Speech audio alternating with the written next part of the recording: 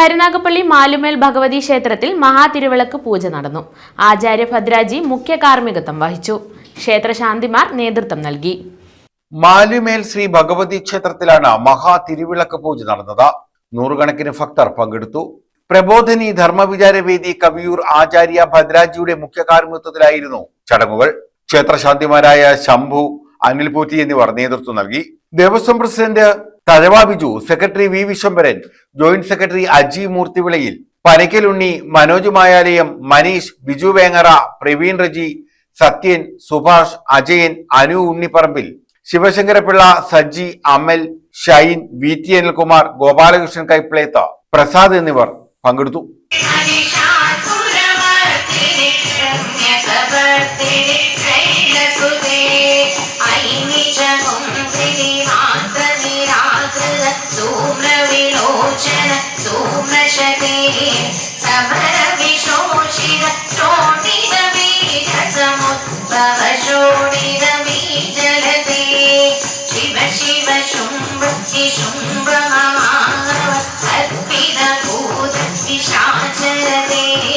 News bureau, Karunagappally.